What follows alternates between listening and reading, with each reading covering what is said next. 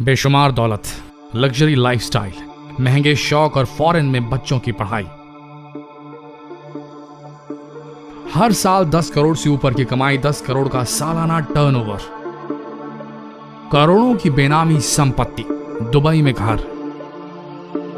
यह लाइफस्टाइल थी विकास दुबे की। सोचने वाली बात यह है कि आखिर एक मामूली सा गुंडा विकास दुबे कैसे इतनी आलीशान जिंदगी जीता था और आखिर कहां से लाता था वो इतने सारे पैसे।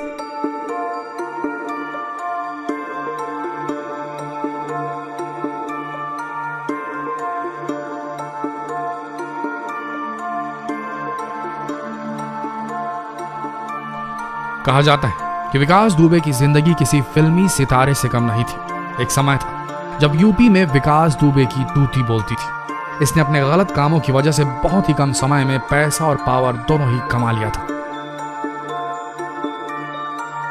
और कारण था राजनीति, रंगदारी और दहशत।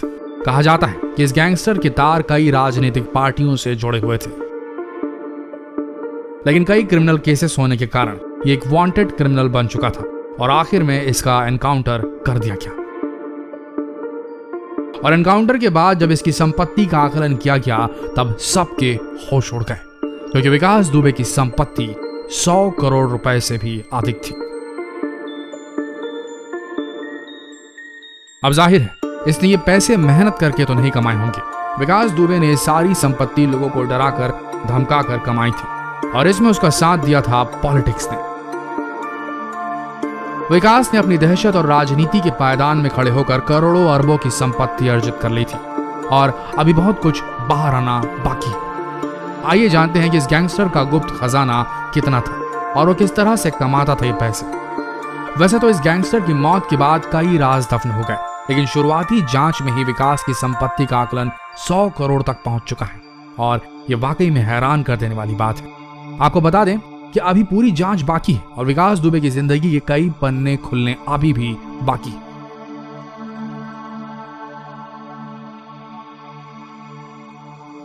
शुरुआती जांच में यह पता चला है कि विकास पिछले 3 सालों में 14 बार विदेश गया था। साथ ही लखनऊ और कानपुर में इसके कई फ्लैट्स और घर हैं जिनकी कीमत करोड़ों में है।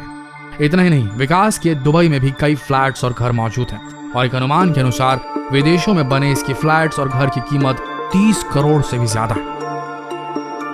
कहा जाता है कि विकास के पास पहले सिर्फ एक छोटा सा घर और कुछ 5 बीघा जमीन हुआ करती थी, लेकिन जब उसकी दहशत की आंधी चली तो कई संपत्तियां उसके नाम हो गई। उसने अपनी गुंडागर्दी से रंगदारी चालू की और धीरे धीरे वो एक जाना माना गुंडा बन गया।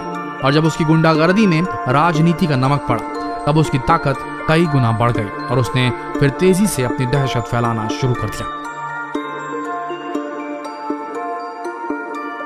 विकास ने अपने इलाके में डर और दहशत की बदौलत कई संपत्तियों पर कब्जा करना और वसूली करना शुरू कर दिया और धीरे धीरे यूपी का कुबेर बन गया। लोग उसके नाम से ही कांपते थे, क्योंकि उसने दहशत का इतना बड़ा साम्राज्य खड़ा कर रखा था कि वो जो चाहता था उसे हथिया लेता था। एनकाउंटर से पहले उसने लखनऊ में हाल ही में 20 करोड़ का घर खरीदा था और इसके अलावा कानपुर के ब्रह्मनगर में विकास के 6 मकान और हैं। उसी तरह कानपुर के आर्यनगर में भी विकास के कई फ्लैट्स हैं जिनकी कीमत आसमान छूती है। उसकी संपत्ति की लिस्ट यहीं खत्म नहीं होती। कानपुर के पनकीनगर में विकास के पास 28 करोड़ की एक कोठी भी मौजूद है और शुरुआती जांच में पता चला है कि विकास के पास कुल 11 घर और कई फ्लैट्स हैं जो पॉश इलाकों में मौजूद हैं जिनकी कीमत करोड़ों में है।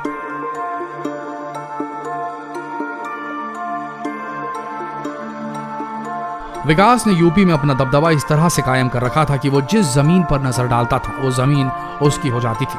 यहां तक कि बड़ी बड़ी फैक्ट्रियों के मालिक भी इससे खौफ खाते थे। विकास इन फैक्ट्री मालिकों से लाखों में हफ्ता वसूली किया करता था। कहा जाता है कि विकास लोगों को ब्याज में पैसे दिया करता था। विकास से लोग कभी शादी के लिए और कोई अन्य कारणों से पैसा ब्याज पर लिया करते थे और जब वो लोग पैसा नहीं चुका पाते थे तब विकास उनकी जमीन हथिया लेता था। एनकाउंटर के बाद जब विकास के घर की तलाशी ली गई तब पुलिस को वहां पर कई बेनामी संपत्तियों के कागजात मिले। कागजों से यह अनुमान लगाया जा रहा है कि विकास को हाल ही में 10 करोड़ से ज्यादा की वसूली करनी बाकी थी।